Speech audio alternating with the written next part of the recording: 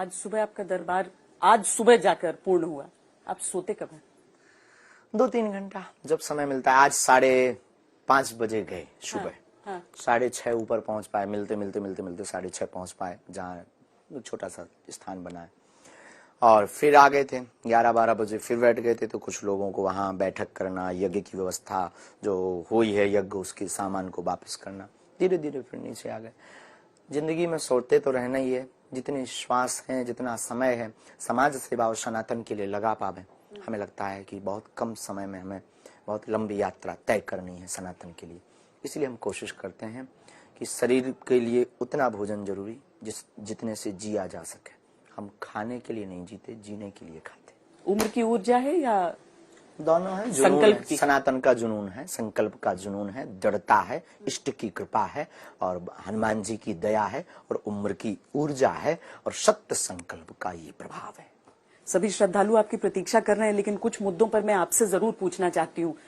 गौरक्षा पुण्य का काम है, पर गौरक्षा के लिए किसी इंसान की हत्या कितना सही है? देखो, हमारा सनातन धर्म हिंसा की बात ही नहीं करता। अहिंसा परमो धर्म। अगर आप हम पर आरोप लगाएंगे कि आप भी तो माला भाला की बात करते हैं, तो इस पर हमारा सीधा सिद्धांत मत सदैव यही रहा, भाला का अर्थ लोगों को दंडित करना नहीं, उनको उनकी असलियत बता करके झुकाना, आत्मरक्षा। तो गौ माता के लिए रक्षार्थ बहुत जरूरी है, परंतु शास्त्र ये भी कहता आतताई बधारणा। हम नहीं कहते, शास्त्र तो कहता है आतताई बधारणा। रावण जब नहीं माना, देखो भाई, एक व्यक्ति से अगर पूरा देश दूषित हो तो ऐसे व्यक्ति का वध ही उचित है। एक और नया विवाद आज हुआ था जब कुछ बच्चों को हटा दिया गया था, मदरसों से निकाल दिया गया था क्योंकि उन्होंने दाढ़ी हटा ली थी अपनी। ये धर्म की स्वतंत्रता, उनकी निज पंथ की मर्यादा। धर्म तो सनातन है, सनातन की बात है, धर्म तो सनातन है, ये उनकी निज पंथ की वैचारिक। पर आप मतलब वो अगर अपना धर्म वो कहते हैं तो फिर उनको स्वीकारने में क्या गलती है? जैसे आप पंथ कह रहे हैं, वो कहते हैं हमारा मजहब है। हमारे गांव में एक पागल था, वो अपने आप को प्रधानमंत्री कहता था, मर गया बेचारा। अब उसके कहने से वो प्रधानमंत्री थोड़ी हो गया। आजकल बचा नहीं है, अगर वो होता जिंदा तो हम आपकी मुलाकात करवाते। तो वो अपने आप को प्रधानमंत्री कहे। हम मिलते थे, साहब कैसे हो, क्या बन गए? प्रधानमंत्री हो गया। अब आप क्या कहोगे ऐसे लोगों को? भारत विश्व, खैर उसको मेंटल हॉस्पिटल भी ले गए थे, ठीक नहीं हुआ। लोग मान जाएंगे आपकी बात, आपके अनुसार जो अलग पंथ के हैं? उनके मानने से कोई फर्क पड़े? हिंदू राष्ट्र की बात आप करते हैं। लगभग जो सच्चा सनातनी और सच्चा हिंदू व्यक्ति है और सच्चा हिंदुस्तान का व्यक्ति है, चाहे वो कोई भी मुसलमान हो, वो हमारे साथ है। ये एक सामाजिक आंदोलन होगा या राजनीतिक?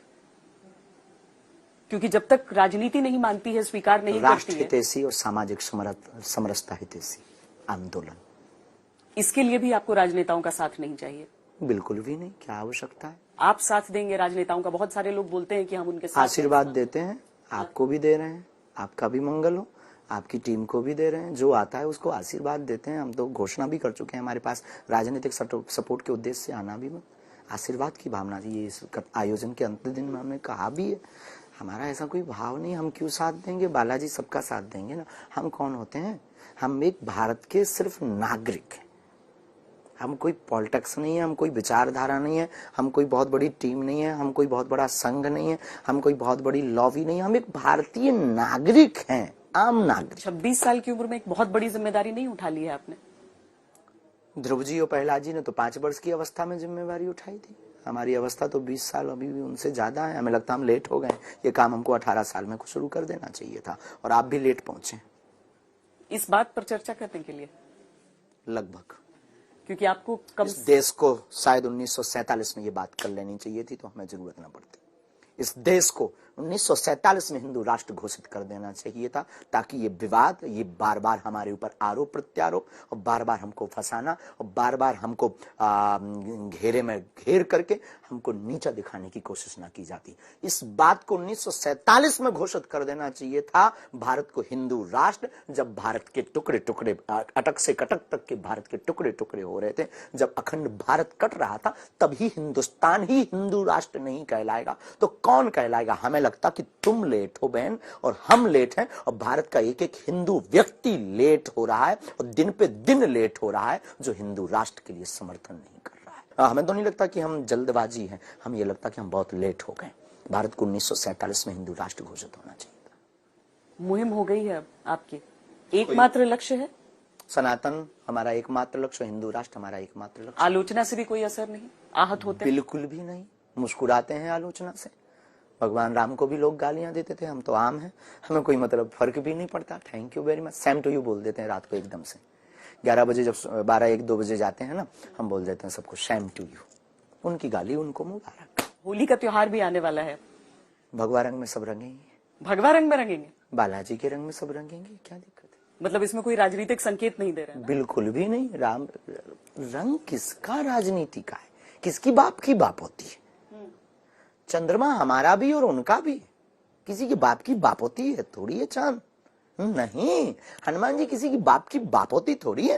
हिंदुस्तान किसी की बाप की बाप होती थोड़ी है। हमारे सबके पूर्वजों का देश है, भारत के एक एक नागरिक का देश हिंदुस्तान है। तो हम भगवान राम रंग में अगर कोई रंग रहा तो क्या दिक्कत है? हनुमान जी के रंग में कोई रंग रहा तो किसको क्या दिक्कत है? अगर किसी को दिक्कत है तो वो अपने आप को काले रंग में रंग ले, उससे हमें क्या दिक्कत? बहुत बहुत धन्यवाद हमसे बातचीत करने के लिए।